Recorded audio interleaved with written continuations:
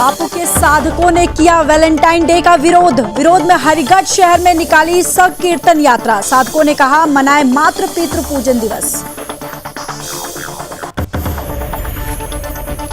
तहसीलों में समाधान दिवस का किया गया आयोजन। बिलारी में एसडीएम सत्यम मिश्रा रहे उपस्थित। 32 शिकायतों में से 3 शिकायतों का किया निस्तारण। मथुरा के बच्चा जेल में निरुद्ध बाल अपचारी ने लगाई फांसी। आत्महत्या की खबर से प्रशासन में मच गया हड़कंप। लड़की को भगाने के मामले में चल रहा था मुकदमा।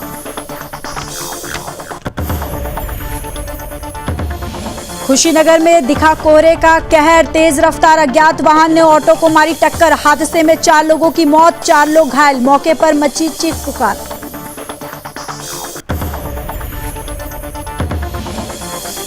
सीधी के कटपगला में अनुभूति कार्यक्रम का आयोजन। सैकड़ों बच्चों ने लिया भाग।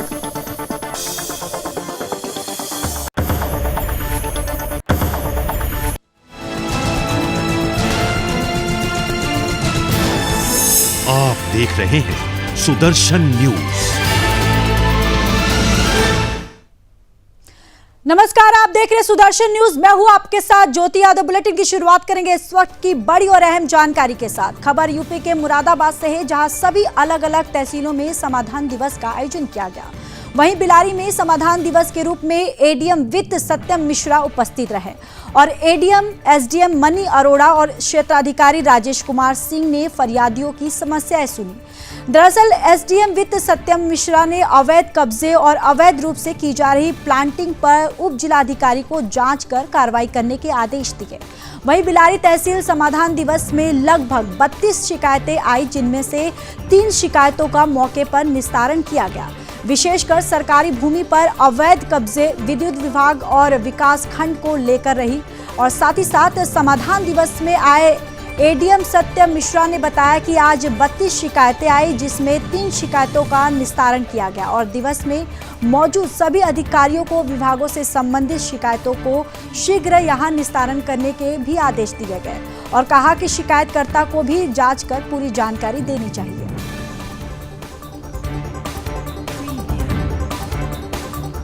समाधान दिवस पर आज तहसील बिलारी में टोटल 32 शिकायतें प्राप्त हुई।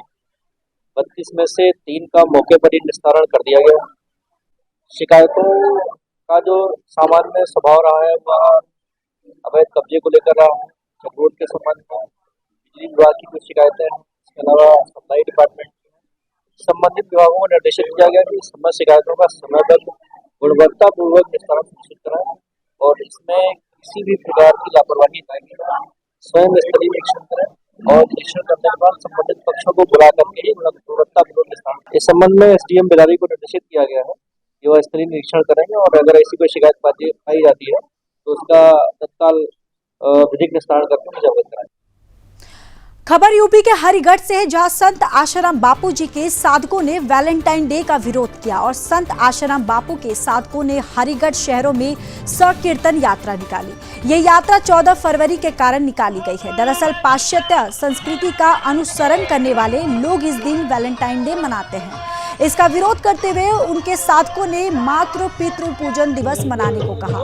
बापू जी के सैकड़ों साधकों ने सत्य साहित्य भी यहां पर बांटे और साथ ही साथ सुदर्शन न्यूज से बात करते हुए साधकों ने कहा कि बड़े अपराधियों को यहां पर बेल मिल रही है और बापू को एक दिन भी पेरोल नहीं मिल रही है। आश्रम संचालक किशन गुप्ता ने कहा कि षड्यंत्र के तहत संत आशाराम बापू को फंसाया गया है, वे शीघ्र बाहर निकल आएंगे।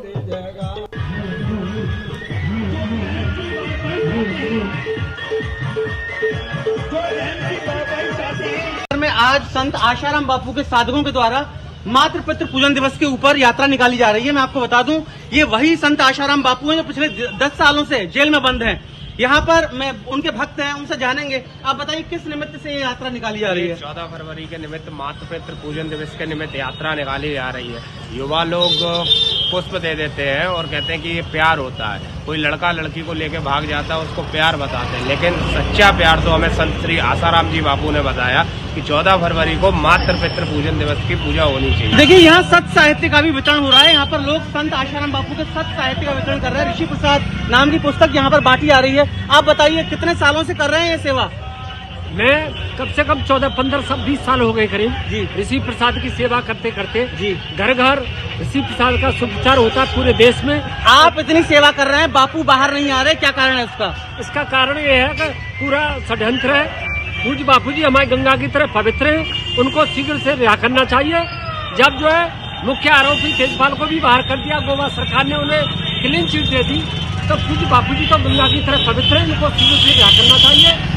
और आज 86 वर्ष की उम्र में देखते हुए और इनकी आयु को देखते हुए इनको रिहा करना चाहिए। तो आपको बता दें, संत आशाराम बापू के साथियों का मानना है कि घोर षड्यंत्र है और षड्यंत्र के तहत बापू को फंसाया गया है। इन्हें शीघ्र अतिशीघ्र रिहाई मिलनी चाहिए। के साथ दिवाकर दीक्षित, सुदर्शन न्यूज, हरिगढ़।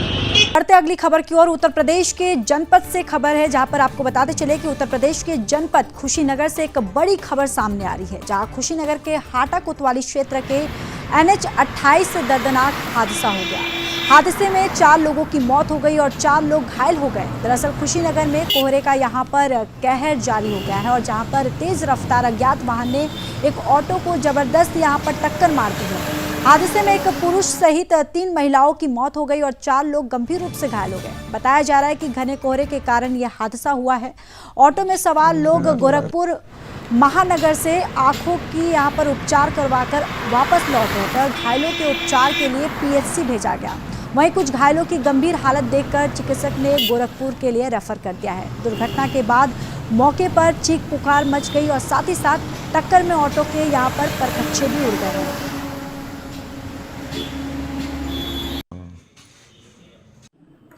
थाना हाटा अंतर्गत NH 28 जुल्हनिया कट के पास एक टेम्पो जिसपे कुल 8 व्यक्ति सवार थे, अर्टिगा गाड़ी से टक्कर हो जाने के कारण दुर्घटनाग्रस्त हो गई।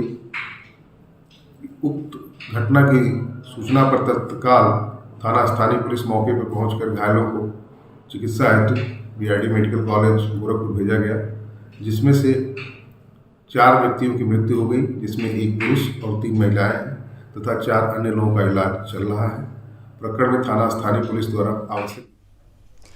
खबर यूपी के मथुरा से है, जहां पर न्यायिक अभिरक्षा में निरोध बाल उपचारी द्वारा फांसी लगाकर आत्महत्या की खबरें से यहां पर प्रशासन में हड़कंप मच गया और वरिष्ठ पुलिस अधीक्षक शैलेश पांडे मौके पर पहुंचे। उन्होंने बाल संप्रेषण गृह पहुंचकर घटना की विस्तृत यहां पर जानकारी ली। दरअसल बाल अपचारी के शव को पोस्टमार्टम के लिए भिजवा दिया गया है। वहीं मृतक केशव की उम्र लगभग 17 वर्ष है। वह थाना बलदेव नगर में लड़की को लेकर भागने के मामले में मुकदमा उस पर चल रहा था, जो कि 2 दिन पूर्व ही बाल संप्रेषण गृह में लाया गया था। वहीं परिवारजनों ने केशव की हत्या की बात कही है और जांच की मांग की है।